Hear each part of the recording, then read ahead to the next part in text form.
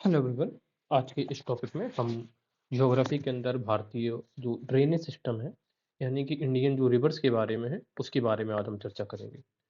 लेकिन ये वीडियो देखने से पहले अगर आपको रिवर्स का ये सब कॉन्सेप्ट समझने हैं तो आप पहले एक फिजिकल ज्योग्राफी में एक और वीडियो मैंने बनाया हुआ है ड्रेनेज के बारे में, उसे आप देख के आइए। मैं लिंक यहाँ पे नीचे कम यूज कर दूंगा जिससे कि आप डायरेक्ट उसको वीडियो को देख सकते हैं।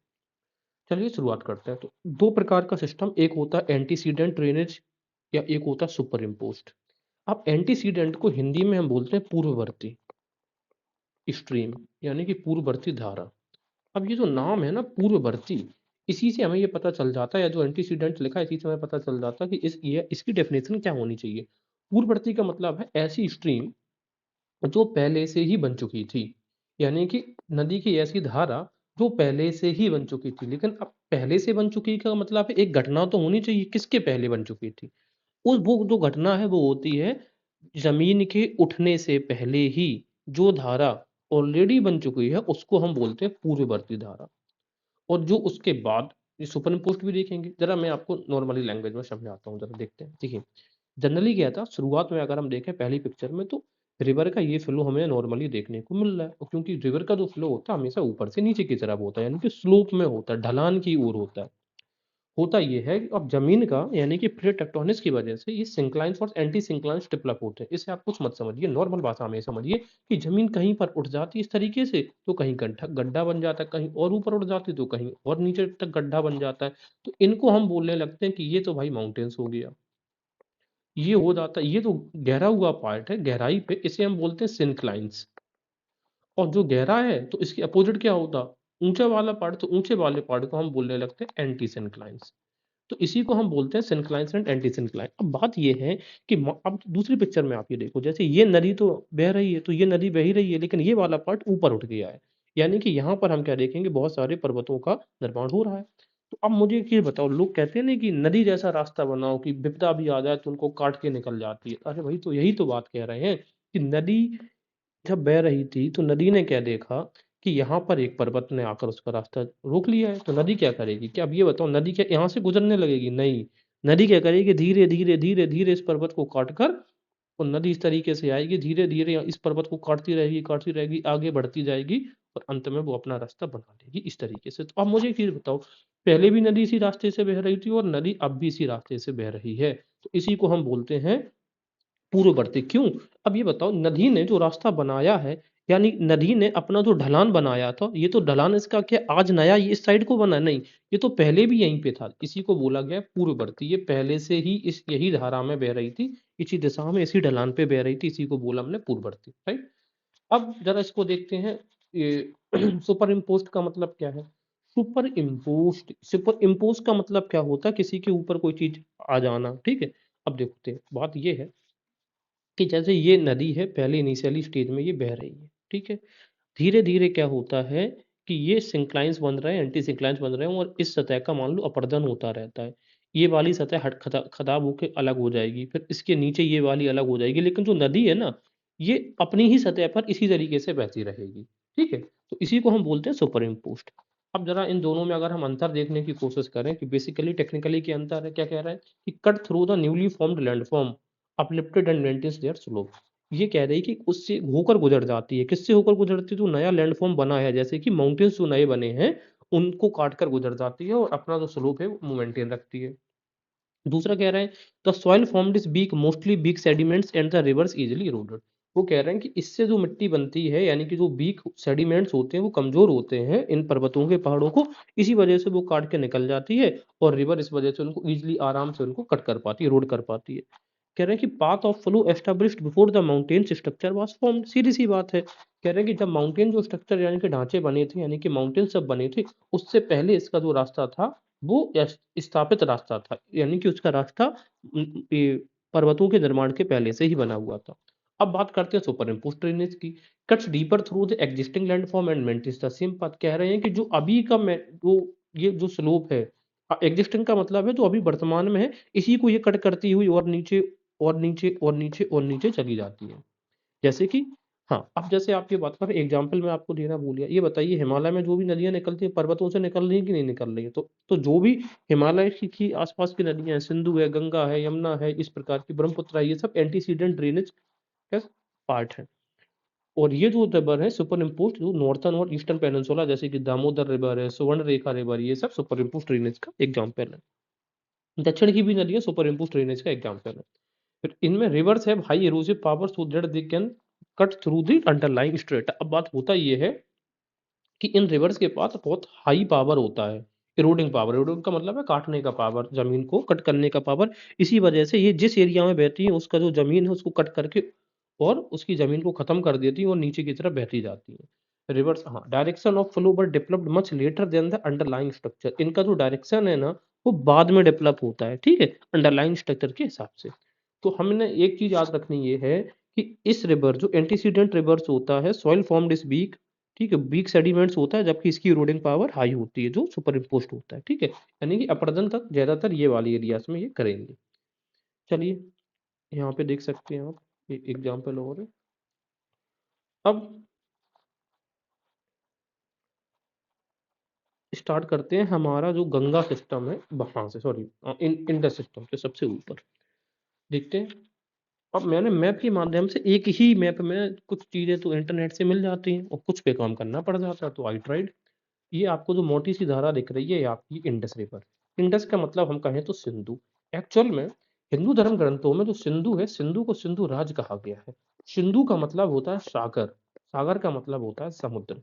अब इस रिवर को हमने समुद्र या सिंधु का नाम इस वजह से रखा, इसके आकार की वजह से, इसके वॉल्यूम ऑफ वाटर की वजह से इसको हमने क्या बोला, सिंधु। यहीं से हमारे भारत का नाम डेवलप किया गया इंडस, और बाद में धीरे धीरे बन के हिंदू सिंधु इस प्रकार से हो जाता है।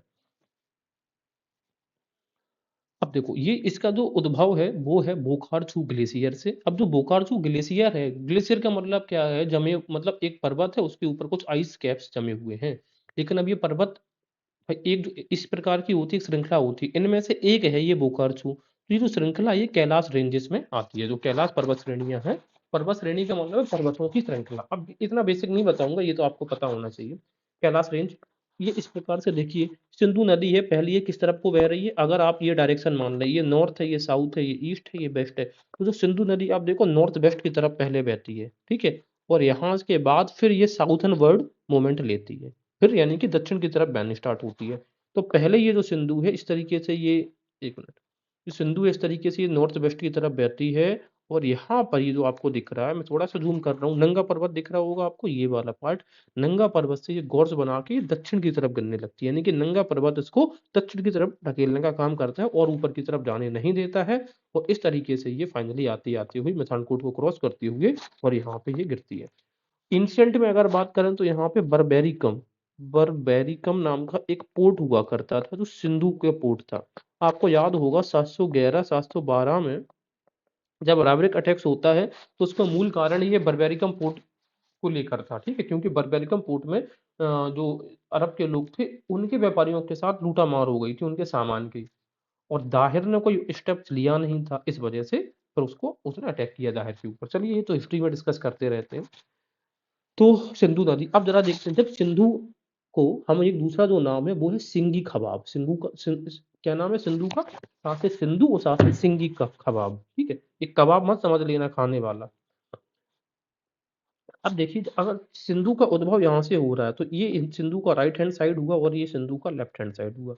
इसी को हम सिंधु का नॉर्थर्न पार्ट बोल सकते हैं, इसको हम सदर्न पार्ट बोल सकते हैं, राइट। इसके सिंधु के उत्तर में ये नॉर्थ हो गया और ये दक्षिण वाला साउथ हो गया। या फिर इसी को राइट बोल सकते हैं और इस वाले को हम लेफ्ट बोलेंगे।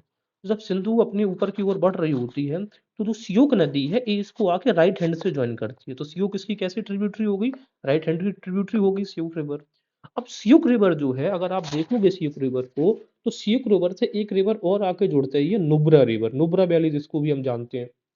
नुब्रा वैली जो, सॉरी, नुब्रा रिवर जो निकलती है वो सियाचिन ग्लेशियर से निकलती है, ठीक है। तो सियाचिन ग्लेशियर का सोर्स क्या है, सॉरी, सियाचिन ग्लेशियर सोर्स है नुब्रा रिवर का।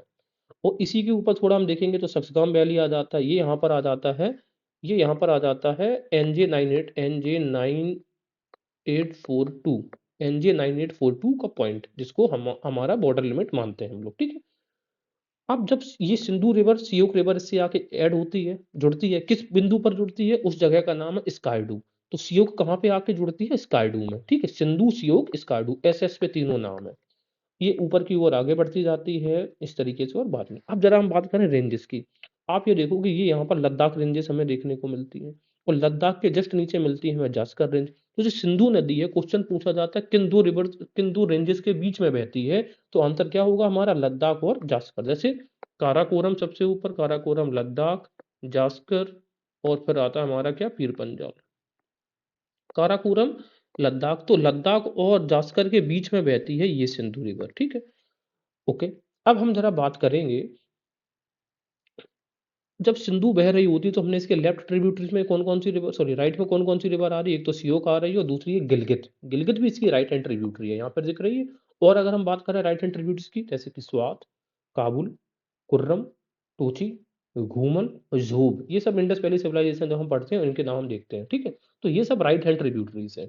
अब हम जब बात करेंगे लेफ्ट हैंड ट्रिब्यूटरीज की, तो सबसे पहली जो रिवर है इसकी, वो है इसकी जास्कर। जास्कर इसकी लेफ्ट हैंड ट्रिब्यूटरी है। और सिंधु के यहीं पर किनारे पर बसा जो शहर है वो है ले। तो ले किस नदी के किनारे पर है? सिंधु। इसके बाद हम देखेंगे जास्कर के साथ में एक लेफ्ट हैंड ट्रिब्यूटरी हमें देखने को मिलती है, सुरु। फिर और ये आगे बढ़ती है तो एक हमें लेफ्ट हैंड ट्रिब्यूटरी देखने को मिलती है, सोहन। तो तीन रिवर, जास्कर, सुरु और सोहन, ये जो तीन रिवर्स हैं ये सिंधु की लेफ्ट हैंड की ट्रिब्यूटरीज है। अब जरा बात करते हैं ऐसी ट्रिब्यूटरीज की, ऐसी सहायक नदियों की जिन्हें हम आमतौर से वाकिफ हैं। देखते हैं कैसा। इंडस, झेलम, चनाब, देखिए ये ऊपर से नीचे तक क्रम लगाना सीखिए। इंडस, झेलम, चनाब, रावी, ब्यास और सतलज। IJCRBS, इसको बार बार आप रटिए। इंडस, झेलम, चनाब, रावी, ब्यास, सतलज, तो याद हो जाता है।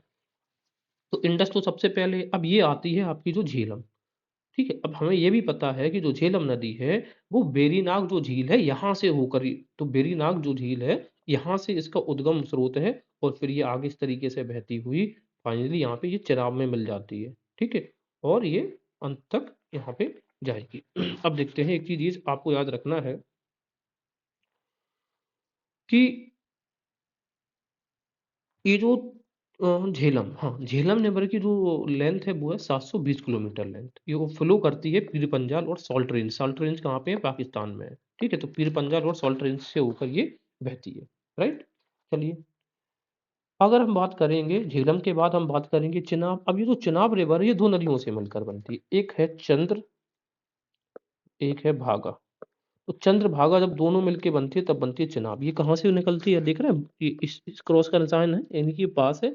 बड़ा लाचा दर्रे से चिनाब नदी निकलती है चंद्रभागा, और ये आके मिलती है झेलम में। तो ये क्वेश्चन भी पूछ लेते हैं कि चिनाब नदी कहाँ मिलती है? सिंधु में डायरेक्ट या झेलम में डायरेक्ट, इस तरीके से। जो चिनाब नदी है वो किस नदी में जाकर मिल जाती है? तो ये कहाँ पे मिलती है? चिनाब झेलम पे, ठीक है। JC, इंडस, झेलम के बाद चिनाब। अब जो चेनाब की बात करेंगे तो चेनाब 1180 किलोमीटर इसकी लंबाई है, लेंथ। फ्लो लार्जेस्ट ट्रिब्यूटरी है ये, अब याद रखो मैं इसको लार्जेस्ट ट्रिब्यूटरी कह रहा हूँ, लॉन्गेस्ट नहीं कहा है मैंने, ठीक है ना। अगर हम बात करें लॉन्गेस्ट ट्रिब्यूटरी इंडस की तो वो तो सतलज है, क्योंकि सतलज ही एकमात्र ऐसी नदी है जो सिंधु से जाकर direct, only river that directly joins Indus. जैसे कि आप यहाँ पर ये देखिएगा, ये सतलज यहाँ से निकलती है और ये पूरी बहती हुई यहाँ पे पूरी डायरेक्ट यहाँ पे सिंधु से मिलने वाली यही है। बाकी ये सब रिवर तो यहाँ पे झेलम से मिल जाती हैं, और झेलम मिल जाती है सतलज में, और सतलज मिल जाती है सिंधु में। तो लेंथ की अगर वाइज करें, लेंथ वाइज की बात करेंगे तो सतलज सबसे लंबी नदी है, लेकिन सबसे लार्जेस्ट जो ट्रिब्यूटरी होगी, लार्जेस्ट का मतलब होगा जिसमें वॉल्यूम ऑफ वाटर अधिक होगा, वॉल्यूम ऑफ वाटर यानी कि आयतन जल का अधिक होगा, वो होगा चिनाब चंद्रभागा। तो चिनाब नदी है, ये कहाँ से बहती है? पंगी वैली से, और ये इंटर करती है प्लेन एरिया में अखनूर सेक्टर में, अखनूर, राइट। तो ये हमने देख लिया किसके बारे में? चिनाब। अब हम बात करेंगे रावी। तो रावी निकलती है रोहतांग पास से, ठीक है। रावी निकलती है रावी, यस, रोहतांग पास से। और यहाँ पर हम देख रहे हैं ये drains area between Pir Panjal और धौलाधर के बीच में बहने वाली नदी है रावी। तो पूछा जाए कि पीर पंजाल और धौलाधर के बीच में जो जनसंख्या रहती है उसको कौन सा नदी पानी सप्लाई करती है? तो उस नदी का नाम कुछ और नहीं, कौन सा नाम होगा? रावी नदी सप्लाई करती है पानी। अब हम बात करेंगे ब्यास का। तो हमें पता है ब्यास कुंड नाम की जगह पर निकलती है, ठीक है। अब ब्यास और सतलज को देखो। सतलज जो है यहाँ पे हमें दिख रहा है ये लेक मानसरोवर और लेक राकस लेक है, राकसतेल या मानसरोवर ताल जिसको हम बोलते हैं, यहाँ से निकलती है सिपकीला, सॉरी ये निकलती है झेलम, सॉरी सतलज नदी, और इंडिया में एंटर करती है सिपकीला दर्रे से। ठीक है, तो ऐसे सिपकीला और ऐसे सतलज, और ये आगे बहती हुई जाती है, और यहाँ पर हरके पे ब्यास नदी इससे आकर मिल जाती है। तो यहीं पर हरके वेटलैंड भी बना हुआ है। हरके जो वेटलैंड है, एक तरीके का मैन मेड वेटलैंड है। मैन मेड का मतलब है ये कृत्रिम है, ये प्राकृतिक नहीं है, ये कृत्रिम वेटलैंड है, आर्द्र भूमि है। और फाइनली सतलज ब्यास को अपने अंदर समाहित करते हुए आगे निकलती है, और ये जाके मिल जाती है, और यहाँ पे आके झेलम भी सतलज को मिलती है। फिर सतलज सबका साथों का पानी लेकर आगे चलती है, और आगे यहाँ पे पॉइंट मिलती है मिठानकोट में। तो इस तरीके से सिंधु की सबसे लंबी नदी जो है वो है सतलज नदी। अब जरा हम ये देखेंगे कि सतलज से किस प्रकार के दो क्वेश्चंस पूछते हैं। पहला क्वेश्चन पूछा जाता है कि जैसे कि सिंधु हिमालय पार की नदी है। हिमालय पार के मतलब ये देखो, हिमालय की तो ये श्रेणियां हैं, लेकिन सिंधु नदी हिमालय की उस ओर से निकलती है, दूसरी ओर से। उसी तरीके पूछ लेते हैं कि जो सिंधु की सहायक नदियां हैं, इनमें से कौन सी नदी है जो हिमालय के पार की नदी है।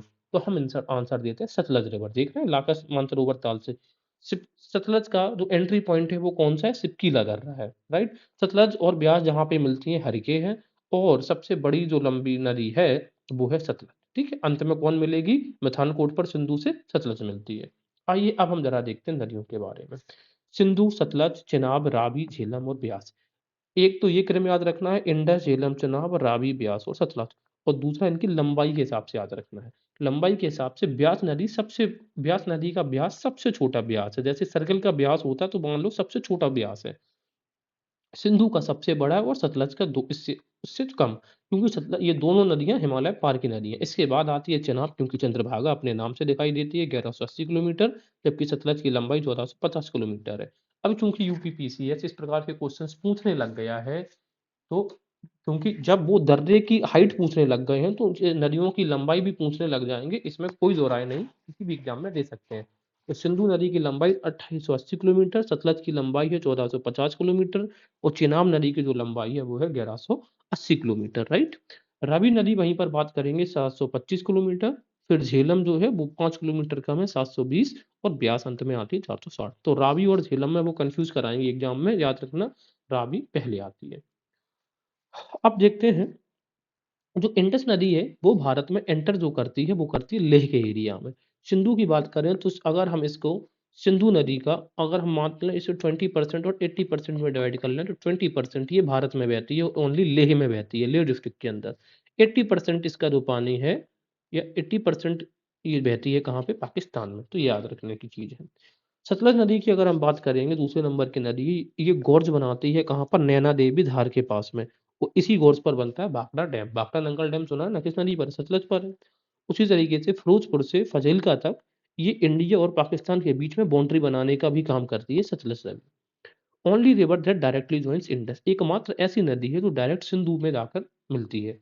इसके अलावा only tributary that originates from trans Himalaya, एकमात्र ऐसी सहायक नदी है सिंधु की जो ट्रांस हिमालय से उद्भव होता है, जिसका यानी कि वहां से ये ओरिजिन होती है। ट्रांस हिमालय का मतलब है हिमालय पार से।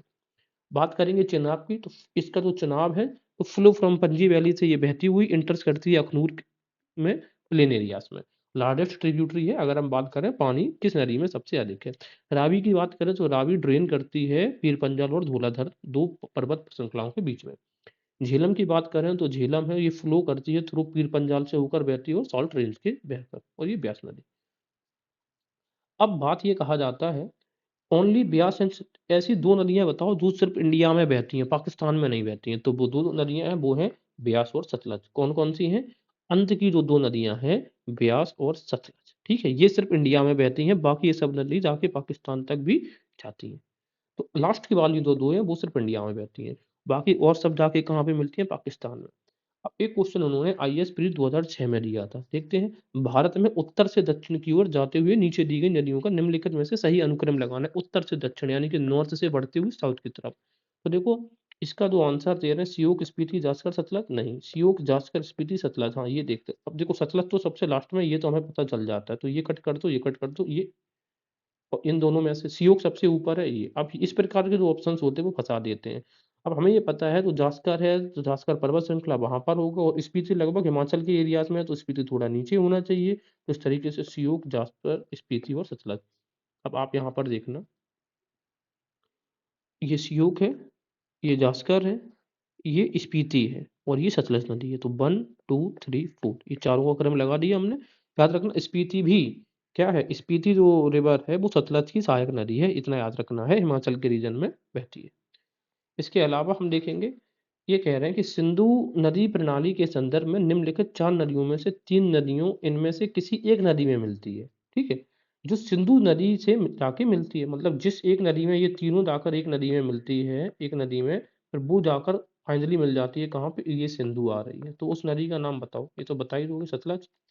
भारत में चंद्र और भागा नदियाँ किस क्षेत्र में बहती हैं? तो ये क्षेत्र पूछ लिया। देखो स्पीति में तो स्पीति बहेगी, लद्दाख में तो वो सिंधु बहती है लेह में, और कारगिल में तो चांसेस नहीं है। तो क्या बचा हमारा? लाहौल। लाहौल के एरिया में, ये लाहौर नहीं है, लाहौल स्पीति का एरिया है, वो है। तो स्पीति के एरिया में स्पीति रिवर बहती है और लाहौल के एरिया में चंद्रभागा रिवर बहती है, यानी कि चेनाब। तो इस तरीके से हमने ब्रह्मपुत्र रीजन से रिलेटेड जो भी पीवाईक्यूज थे वो भी देखे हैं। बाकी तो सब मैंने यहीं पे बहुत सारे यहाँ से एमसीक्यूज बनने के चांसेस होते हैं, वो हमने आपको सब एक एक करके कवर कर लिए हैं। आगे देखते हैं। ये हम जनरली देख रहे हैं थोड़ा ब्रह्मपुत्र सिस्टम के बारे में। अब जैसे कि इस तरीके से हमने ये देखा, ये हमारा गंगा का स्रोत है। अभी हमने सॉरी, ये गंगा का हमारा स्रोत है। यहाँ से निकलती है ब्रह्मपुत्र रिवर, सॉरी यहाँ से निकलती है सिंधु नदी, और इसके जस्ट यहाँ से निकलती है गंगा, सॉरी यहाँ से निकलती है ब्रह्मपुत्र, ये रिवर निकलती है गंगा। तो यहाँ पर देखो एक ही पॉइंट से लगभग 3 रिवर्स 3 डिफरेंट डायरेक्शन में यहाँ पे हमें निकलती हुई दिखाई देती है। जैसे कि अभी सिंधु को हमने पढ़ा था सिंघी खबाब, सिंघी खबाब करके पढ़ा था। सिंघी, सिंधु, सिंघी इस तरीके से नाम याद रखना होता है। और इसी तरीके से चाइना तिब्बत में इसको ब्रह्मपुत्र को बोलते हैं यारलुंग ज़ांगपो या सांगपो, ठीक है, यारलुंग सांगपो। इसके बाद जब ये जो ये ब्रह्मपुत्र रिवर है, जब इस तरीके से ये ईस्टर्न की तरफ बहती हुई आती है तो यहाँ पर एक पर्वत है, इसका नाम है नामचा बड़वा। नामचा बड़वा, और नामचा बड़वा जो पर्वत है इससे ये डाउनवर्ड्स यू टर्न लेते हुए इंडिया में एंटर करती है। यहाँ पर ये अलग अलग दिहांग नाम से जानी जाती है, पहले यहाँ पे अरुणाचल में दिहांग, और फिर ये असम के अंदर एंटर करती हुई पूरी असम को घेरते हुए और फाइनली साउथवर्ड मूवमेंट अपना अपनाती है और जाके बांग्लादेश में एंटर करती है, जहाँ पर इसको हम मानते हैं जमुना के नाम से। एक्चुअल में थी तो हमारी ही ये नदी थी। तो इस तरीके से हम देखते हैं ये हैं कि जब हमारी, मतलब ये जो बांग्लादेश था ये एक्चुअली हमारा ही पार्ट था ना। तो जैसे भारत में गंगा यमुना है तो उसी तरीके से उन्होंने भी नाम रख लिया था, या जमुना और पद्मा, अभी मैं बताऊंगा। अब जरा बात करेंगे यहाँ पर, जिस तरह से गंगा बहती हुई आती है और यहाँ पर ये एंटर करती है, तो ये आपका जो हो जाता है, जो वो उसको हम क्या बोलते हैं? पद्मा बोलते हैं, ठीक है। अब जो पद्मा है, अब पद्मा को जनरली समझो इसको हम, जो बांग्लादेश में गंगा को पद्मा क्यों कह रहे हैं, जो पद्मा है, पद्म, पद्म का मतलब होता है कमल। कमल पे जिसका आसन है वो कौन है? माता लक्ष्मी। और ये माना जाता है कि जो गंगा नदी है वो भगवान विष्णु से संबंधित नदियों से उनके यहाँ से निकलती है, इस वजह से इसको हम पद्मा कहते हैं गंगा को। तो अब कंफ्यूज नहीं होंगे आप। अच्छा, तो यहाँ से ये जो रिवर आई है इसको गंगा को हम पद्मा बोलते हैं बांग्लादेश में, ब्रह्मपुत्र को ये बोल रहे हैं जमुना। अब मेघना की कहानी जरा सुन लो। जो ये बराक रिवर है, बराक रिवर ये बहती है और ये यहाँ पे दो पार्ट्स में आके बढ़ जाती है, ठीक है। दो पार्ट्स में आके जब ये फिर से एक धारा बनती है तो इसको हम बोलते हैं मेघना रिवर, ठीक है। तो इस प्रकार से हम देखेंगे बराक रिवर ही बांग्लादेश में जाके मेघना के नाम से बोली जाती है। लेकिन जब जमुना और पद्मा की दोनों धाराएं मिलके जब मेघना में मिलती है तो फिर इसको यहाँ पे मेघना ही जानते हैं, और मेघना at last mouth of the Gangas में जाके मिल जाती है। तो ये पूरा सीक्वेंस है 3 नदियों का। अब हम जरा पढ़ते हैं ब्रह्मपुत्र नदी के बारे में क्या है। ये है, देखो ये आपके ब्रह्मपुत्र नदी, ये ट्रांस हिमालय रिवर है। इस तरीके से सांगपो रिवर बहती हुई इंडस सांगपो सल्चर जोन से बहती हुई, सचर जोन से बहती हुई, ये यहाँ पर इसने यू टर्न लिया। ये जो इलाका हो जाएगा ये हो जाएगा आपका नामचा बड़वा, यहाँ पे लिखा है नामचा बड़वा। और यहाँ पर एक जो पास आपको देखने को मिलेगा, इसको देखते हैं यांगयाप पास। क्या नाम है? यांगयाप पास। इस तरीके से ये जब अरुणाचल प्रदेश में एंटर करती है तो इसी रिवर को मैंने बताया था, इसको हम क्या बोलते हैं? सियांग बोलते हैं, सियांग रिवर है, राइट। यहाँ पर आपको मिस में ये दिख रही होंगी पहाड़ियाँ। सियांग रिवर अब इस तरीके से जाती है तो इसी की राइट हैंड साइड पे पासी घाट एस्टेब्लिश होता है, एक टाउन है असम का। फिर आप आते हैं तो इसके लेफ्ट में डिब्रूगढ़ असम का ही है। यहाँ पर हम देखेंगे, यहाँ पर ये बनाती है माजुली आइलैंड को। तो माजुली आइलैंड कौन सी नदी बनाती है? ब्रह्मपुत्र। अब ये रिवर आगे बढ़ती हुई जाती है, इस तरीके से ये आगे बढ़ती हुई जा रही है और फाइनली जाके ये बांग्लादेश में यहाँ पर एंटर कर जाती है, जहाँ पर इसको जमुना जान रहे हो। और यहाँ से ये गंगा आ गई तो ये पद्मा जब इसमें मिल जाती है तो उसको पद्मा बोलते हैं। फाइनली ये मेघना आके मिलती है। अब जरा बात करते हैं कौन कौन सी नदी इसकी राइट हैंड ट्रिब्यूटरी से। अब चूंकि ये यहाँ से एंटर कर रही है तो ये इसकी लेफ्ट हैंड हो गया और इसका राइट हैंड हो जाता है, ठीक है। तो अब जरा राइट हैंड की ट्रिब्यूटरी देखते हैं। सियांग तो इसको अरुणाचल प्रदेश में कहते हैं। दूसरी जो इंपॉर्टेंट रिवर है वो है रंगा नदी इसकी।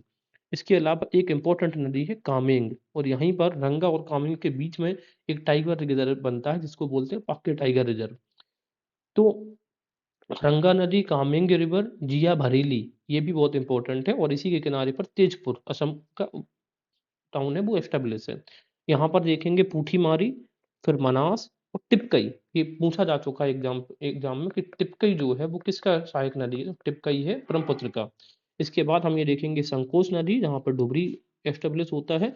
और ये जो है चोलामू लेक से एक नदी निकलती हुई आती है जिसको हम बोलते हैं तीस्ता, ठीक है। और तीस्ता पे के किनारे पर ही है जलपाईगुड़ी, और फाइनली ये आकर यहाँ पे ब्रह्मपुत्र में मिलेगी और ब्रह्मपुत्र चली जाएगी बांग्लादेश में। तो ये हमने देखी राइट हैंड ट्रिब्यूटरी से। एक बार और देख लेते हैं, जैसे कि रंगा नदी, कामेंग रिवर, जिया भरेली, पूठीमारी, मानस, टिपकई, शंकोस और तीस्ता। हो सकता है कि आपको कल east to west to east या ईस्ट टू वेस्ट लगाने के लिए किसी भी एग्जाम में दे सकते हैं। अच्छा, तीस्ता का जो उद्गम स्रोत है वो चोलामू लेक है, वो मैंने बता दिया है। अब हम यहाँ पर बात करेंगे इसके लेफ्ट हैंड ट्रिब्यूटरीज की। तो एल से लेफ्ट और एल से लोहित, एल से लेफ्ट और एल से लोहित। तो ये सबसे पहले यही है, लोहित रिवर देख लो। लोहित रिवर की बात करें तो इसका जो उद्गम स्रोत है वो है जायुल छू ग्लेशियर। क्या नाम है? जायुल छू ग्लेशियर। इसके अलावा लोहित नदी पर हमें देखने को मिलेगा भूपेन हजारिका ब्रिज, ठीक है। इसके बाद आप देखोगे ये यहाँ से एक आती है, ये है बूढ़ी लोहित। तो ये आती है जायुल छू ग्लेशियर से इस तरीके से बेंड करती हुई, फिर ये पड़ती है वेस्ट की ओर, यहाँ पर मिलती है ब्रह्मपुत्र से। उसी तरीके से हम देखेंगे जो बूढ़ी देहिंग है ये भी आगे जाती है और यहाँ पर मिलती है जहाँ पर मौजली आइलैंड बनाता है। तो बूढ़ी देहिंग और ब्रह्मपुत्र मिलके बनाते हैं मौजली आइलैंड, दोनों के नाम बीबी से है। इसके बाद हम यहाँ पर देखेंगे तो ये हमें देखने को मिलता है धानसिरी रिवर, यहाँ पर हमें देख रही है। और ये निकलती है लेसांग हिल्स से, लेसांग हिल्स से निकलती है धानसिरी। जबकि सुभानसिरी रिवर जो है ये उसकी राइट हैंड की ट्रिब्यूटरी है। सुभानसिरी, धानसिरी लेफ्ट हैंड ट्रिब्यूटरी है। इसके बाद ये कोपली, कोपली को भी कई बार पूछा जा चुका है।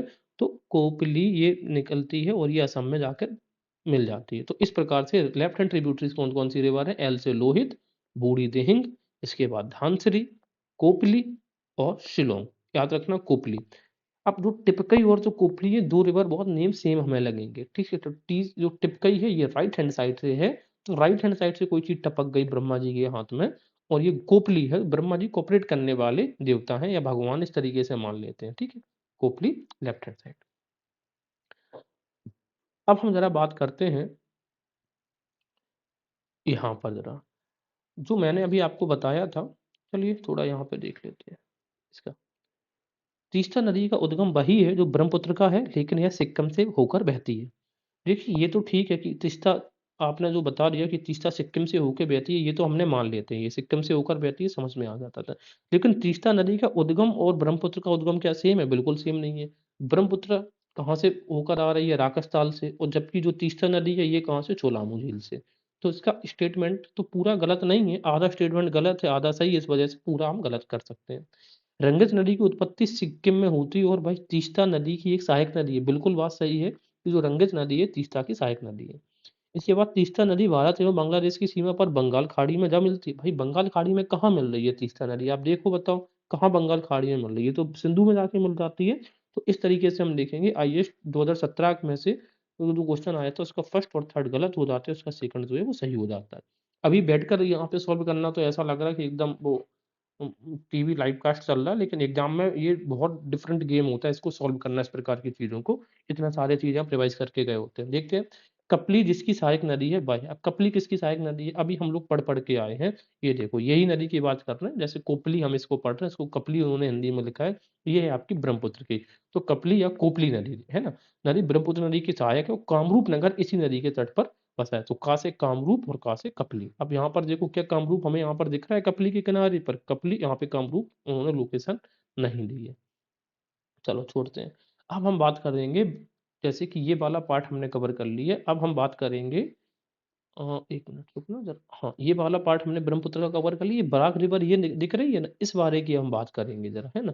तो बराक रिवर जनरली जो है, जो बराक रिवर है, या इसका जो उत्सर्जन है वो है ताइपी मुख, सॉरी, हाँ, इसका जो उत्सर्जन है वो है ताइपी मुख डैम, ठीक है। तो बराक रिवर इस यहाँ से जब ये, सॉरी, ये जो है बराइल रेंज, बराक रिवर बराइल रेंज से गुजरती है। अब जो बराइल रेंज है ये दो स्टेट्स में फैली हुई है, एक असम में और एक नागालैंड में। ये दिख रहा है, ये असम का पार्ट है, नागालैंड। बराइल रिवर पहले तो सबसे पहले साउथ की तरफ मूव करती है या दक्षिण की तरफ एकदम जब ये उतरती है, तो यहीं पर ताइपी मुख डैम बनाया गया है। कौन सा डैम है? ताइपी मुख डैम। इसके बाद ये थोड़ा सा नॉर्थ और ईस्ट और वेस्ट की तरफ जाती हुई दिखाई हमें देती है।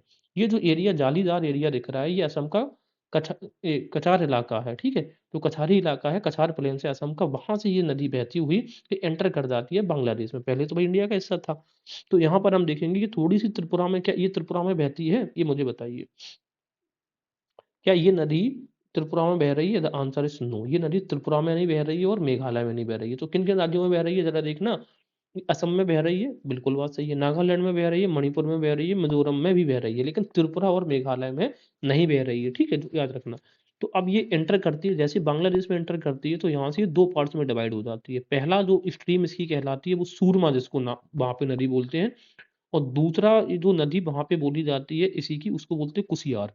तो जो आपकी बराक रिवर है, यही दो पार्ट्स में बट के सूरमा और कुसियार कहलाती है बांग्लादेश में, और ये आगे चली जाती है, चली जाती है, और ये दोनों जहां पर मिलती है फिर इसकी एक धारा बनती है। इसी एक धारा को वो मेघना बोलने लगते हैं, ठीक है।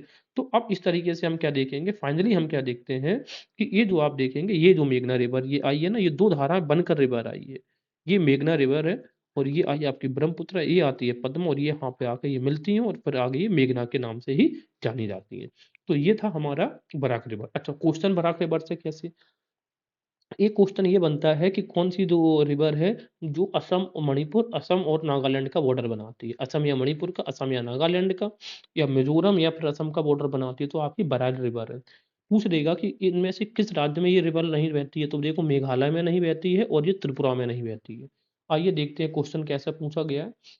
उपरोक्त में से कौन सी अरुणाचल प्रदेश से होकर बहती है? अरुणाचल प्रदेश में बराक रिवर बहती है अरुणाचल प्रदेश में? बताओ मुझे। नहीं, बराक रिवर कहाँ बहेगी? बराक रिवर तो बहुत नीचे, अरुणाचल प्रदेश तो बहुत नॉर्थ की तरफ है। दूसरा लोहित, हाँ लोहित लेफ्ट हैंड, सुबनसिरी बिल्कुल, ये left hand tributary of Brahmaputra, ये right hand tributary of Brahmaputra, है ना। तो लोहित सुबनसिरी बहती हैं। अब जैसे मैंने यहाँ पे लिख दिया, जो लोहित रिवर है वो, सॉरी, जो बराक रिवर है, बराक के बारे में लिखा है, वो मेघालय में नहीं बहती और त्रिपुरा में भी नहीं बहती है। और यहाँ से ये दो धाराओं में बढ़ जाती है, सूरमा, सुरमा घाटी और कुसियार, और वहां पे जब एक मिलती है बनती है मेघना। इसी और क्लियर पिक्चर अगर हमें देखना है तो आप इसी यहाँ पे देख सकते हैं। ये ब्रह्मपुत्र आ रही है, ये आपकी तीस्ता है। दो, ये ब्रह्मपुत्र बांग्लादेश में जमुना के नाम से जानी जा रही है। ये आपकी आ जाती है मधुमती, यानी कि ये गंगा, गंगा यहाँ पे पद्मा कहलाई जा रही है। और ये देख लो, ये बराक है, ये इंटर करी, इसको सूरमा कह रहे हैं, और यहाँ पर इसको कुसियार कह रहे हैं। ये दो नदी आके यहाँ पे मिलती हैं, तो ये क्या कहलाएगी? मेघना रिवर कहलाएगी। तो ये था ब्रह्मपुत्र नदी सिस्टम के बारे में। अब हम जरा पढ़ते हैं आगे। अब हम पढ़ रहे हैं जो गंगा का सिस्टम है, गंगा ड्रेनेज है, उसके बारे में, ठीक है।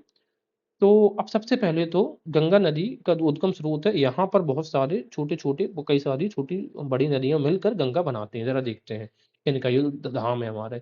एक आप इनमें से एक नदी याद कर लो, एक स्ट्रीम याद कर लो। आप एक जो स्ट्रीम याद करनी है वो आपको ये वाली कर लेनी है। ये जो है ना, ये इसको हम क्या बोलेंगे बताइए? ये है आपकी अलकनंदा।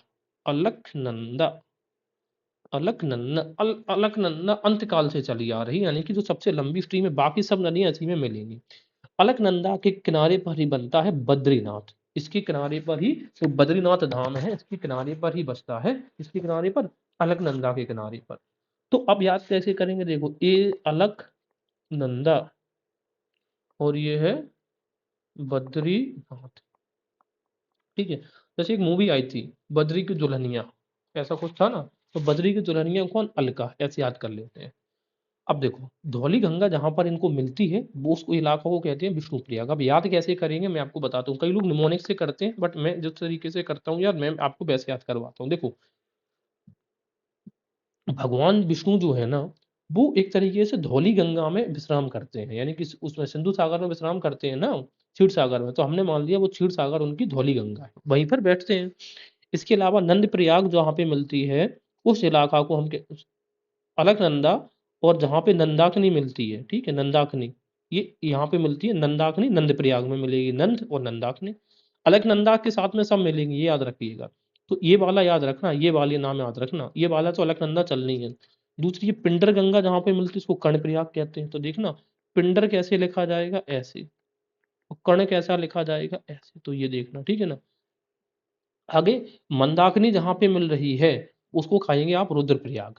अब देखना मंद का मतलब क्या होता है, मंद का मतलब होता है स्लो होना, किसी चीज का इफेक्ट कम होगा, इंटेंसिटी कम। और यहाँ पर है रुद्र, रुद्र का मतलब होता है क्या, मतलब बहुत इंटेंसिव। तो ये अपोजिट दोनों के वर्ड है। अच्छा, मंदाकिनी के किनारे पर ही बसता है केदारनाथ, ठीक है। अब याद कैसे कर सकते हैं, ये देखो एम, अब मंदाकिनी देखो केदारनाथ और बद्रीनाथ, तो केदार के एम बोलते किलोमीटर, तो ये केदारनाथ मंदाकिनी किलोमीटर से ऐसे याद रखोगे, ठीक है ना।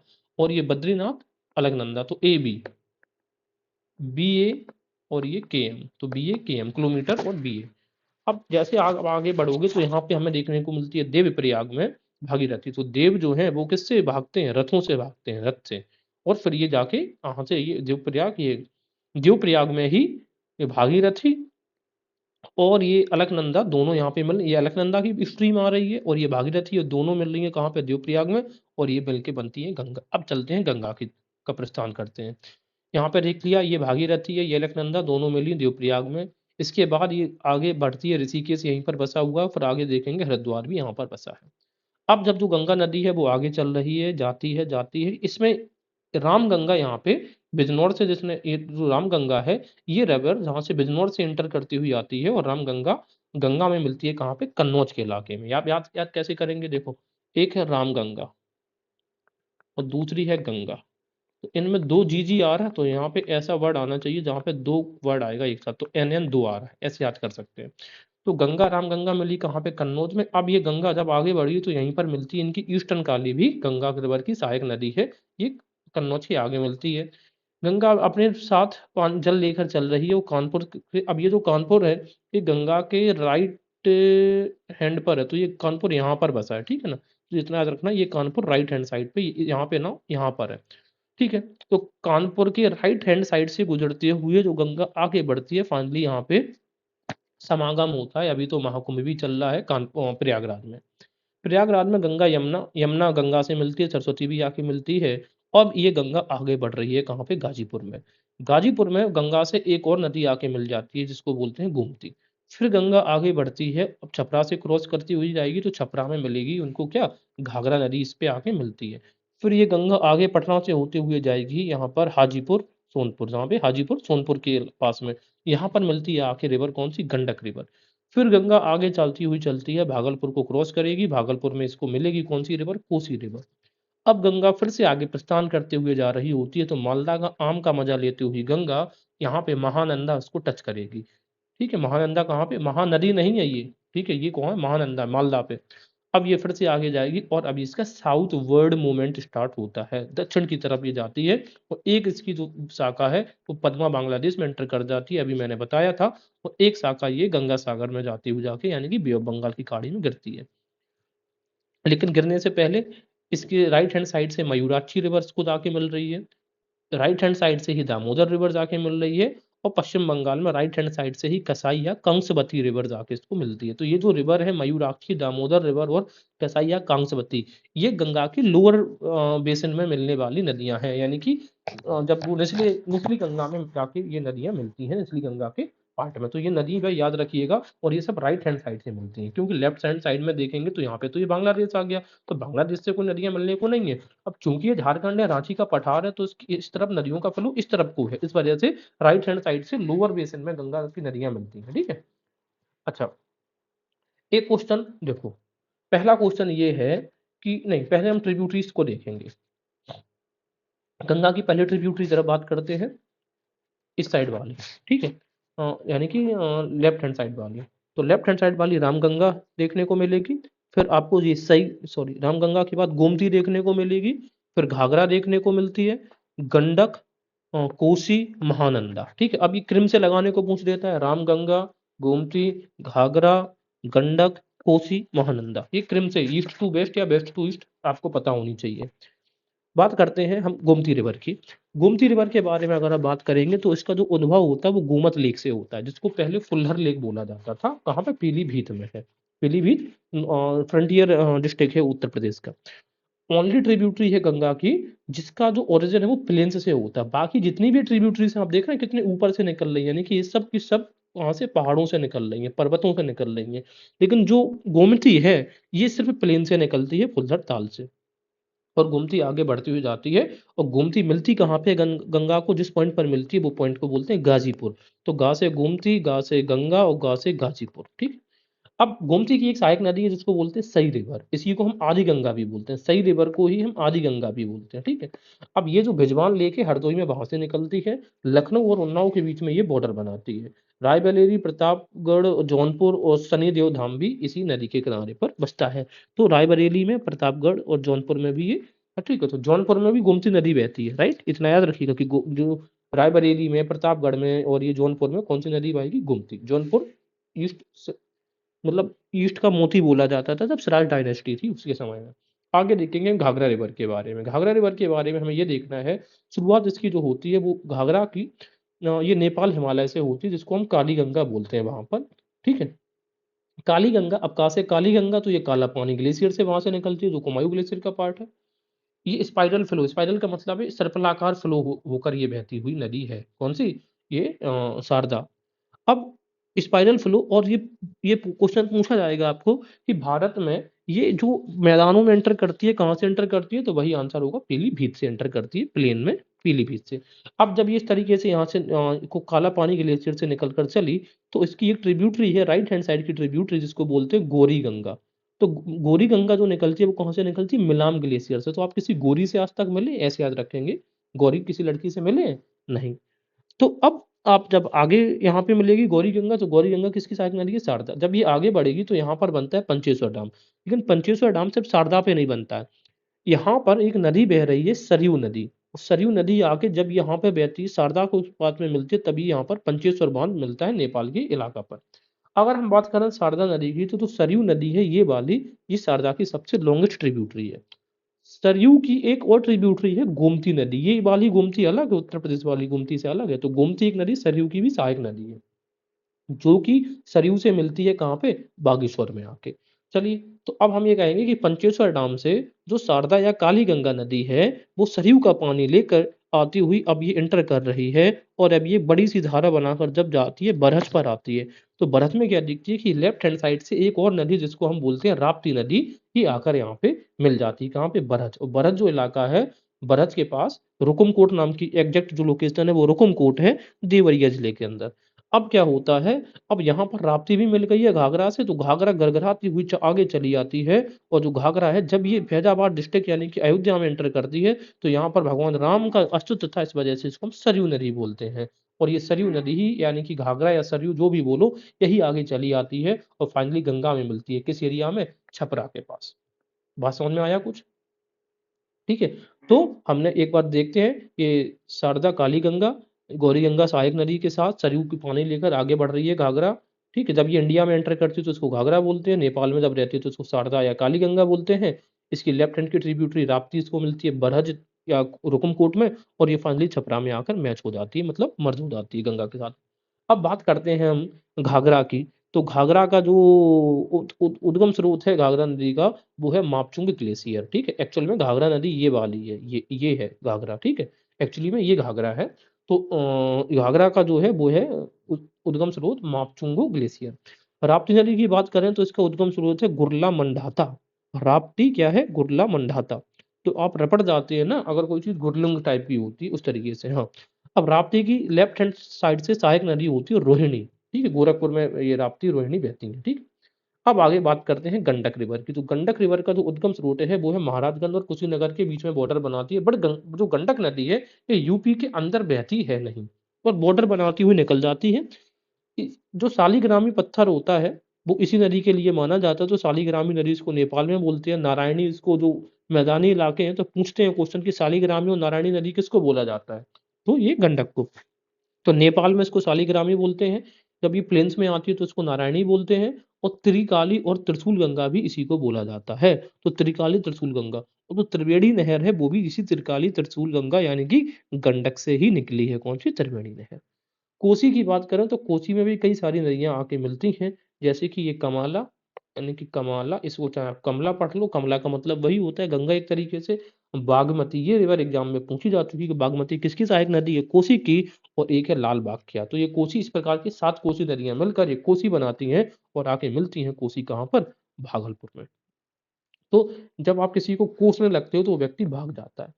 इसके आगे हम देखेंगे ये महानंदा रिवर है, ये आके मालदा में मिल जाती है। चलिए, अब हम बात करते हैं गंगा की लेफ्ट हैंड ट्रिब्यूटरीज की। सॉरी, लेफ्ट हैंड की हमने बात कर ली है। अब हम बात करेंगे राइट हैंड ट्रिब्यूटरीज की, यानी कि इस वाले पार्ट की। तो इस वाले पार्ट में हम देखेंगे पहली जो सबसे फेमस नदी है वो तो है हमारी यमुना। तो यमुना के बारे में पूरी जानकारी हम बाद में जुटाएंगे। बस इतना अभी के लिए पढ़ लेते हैं कि यमुना जहाँ पे मिलती है गंगा में, वो पॉइंट जो है वो है प्रयागराज का पॉइंट है। इसके बाद हम आगे देखेंगे कि यहाँ से अमरकंटक के पठार से एक नदी निकलती है जिसको हम बोलते हैं सोन नदी। उत्तर प्रदेश के सोनभद्र जिलों से निकलती हुई क्रॉस करती हुई ये जाती है, और जहाँ पे सोन नदी मिलती है गंगा में वो बोलते हैं पटना नदी, सॉरी पटना शहर। तो पटना का जो सोन नदी का उद्गम है गंगा का, सॉरी सोन नदी का जो समागम है गंगा में, वो कहाँ पर होता है? पटना में होता है। अब सोन नदी की भी सहायक नदियां हैं, जैसे कि एक रिहंद है, रिहंद पावर प्रोजेक्ट हम जानते हो, नॉर्थ कोल है, नॉर्थ कोल उत्तरी कोल, यहाँ से निकलेगी दक्षिणी कोल, ठीक है? ये दक्षिणी उत्तरी कोल है, ये दक्षिणी कोल है। तो ये याद रखिएगा। अब बात ये आती है कि यहाँ पर जो देख रहे हैं ये वाला जो एरिया है ये है कैमूर हिल्स। ये कौन सा एरिया है? ये कैमूर हिल्स का एरिया है। और कैमूर हिल्स का मतलब ये हो गया कि यहाँ पर जो पठार है वो है बघेल खंड का पठार है ना, बघेल बघेल खंड का पठार यहाँ पर। तो कैमूर हिल्स चूंकि यहाँ पर है तो आप ये कह सकते हो कि ये गंगा रिवर बह रही है और ये सोन नदी बह रही है, और यहाँ पर है कैमूर हिल्स। तो कैमूर हिल्स यमुना और सोन का डिवाइडिंग रेंज बनाती है। तो water dividing range between Son and Yamuna कौन सी नदी है, सॉरी कौन सी पर्वत श्रृंखला है? कैमूर हिल्स है, ठीक है? तो कैमूर हिल्स ये यमुना का डिवाइडिंग रेंज है, सॉरी यमुना का ये पानी है, और ये सोन का। तो सोन और यमुना के बीच में कौन सी रेंजेस हैं? आपकी कैमूर हिल्स। चलिए, अब आगे हम देखेंगे राइट हैंड साइड पे। यहाँ पे देखेंगे ये मयूराक्षी बहती है, जो ज्वाइंट करती है दामोदर रिवर यहाँ पर, और कसाई या कंसवती, इसको बहुत इंपॉर्टेंट रिवर, ये छोटी छोटी रिवर से यही एग्जाम में परेशानी करेंगी। तो जो बड़ी रिवर से उनको तो अच्छे से ध्यान से पढ़ना है, लेकिन छोटी जो रिवर से उनको ज्यादा अच्छे से ध्यान से पढ़ना है, उससे भी अधिक। अब हम यहाँ पे देखेंगे यमुना। यमुना जी को पानी मोहे, खारो लागे कि मीठो लागे, नो आइडिया। चलिए, हालांकि यमुना को सूर्य की पुत्री माना जाता है, और ये जो यमराज हैं उनकी बहन यमुना। चलिए देखते हैं, यमुना जो बहती हैं वो ऊपर यहाँ से निकलती हुई बह रही है। जब यमुना, यमुना का जो स्रोत है, अब जब यमुना यहाँ पर तो इटावा से क्रॉस करते हुए आगे बढ़ जाती है और प्रयागराज में जाके यहाँ पे मिलती हैं किससे? गंगा से। यमुना की जो सहायक नदियां हैं, राइट हैंड की सहायक नदियां हैं जनरली, यमुना की सिर्फ एक लेफ्ट हैंड की सहायक नदी है, वो है रिंद, है ना? सिंध अलग है, ये रिंद है। यमुना के किनारे पर बसे शहर बाद में चर्चा करेंगे, पहले इनकी सहायक नदियों की। लेफ्ट हैंड की सबसे बड़ी जो सहायक नदी है वो हमें दिखाई दे रही है चंबल नदी। अब जो चंबल का उद्भव है वो जाना पाओ जो पहाड़ी है, विंध्या रेंजेस, मऊ डिस्ट्रिक्ट मध्य प्रदेश में, ये वहां से होता है। चंबल की भी अगर हम बात करेंगे तो इसके लेफ्ट हैंड की जो सहायक ट्रिब्यूटरी है वो है एक बनास रिवर है। बनासकांठा नाम सुना होगा। अरावली रेंजेस से गुजरती है, निकलती है बनास रिवर। अब बनास की भी एक सहायक नदी है जिसको बोलते हैं खारी रिवर। खारी रिवर यानी कि जहाँ पर चीजें खारी होती हैं, यानी कि गुजरात, वहां पर नमक बनाया जाता था, खारी रिवर। खारी रिवर जो है वो सैंडस्टोन गॉल्स के लिए बहुत ज्यादा फेमस है, कैन्यंस के लिए बहुत फेमस है इंडिया के अंदर। इसका जो ओरिजिन होता है वो गुजरात के अरावली की पहाड़ियों से होता है। तो खारी रिवर जाके बनास में मिलती है, और बनास जाके फाइनली कहाँ पे मिल जाती है? चंबल में मिल जाती है।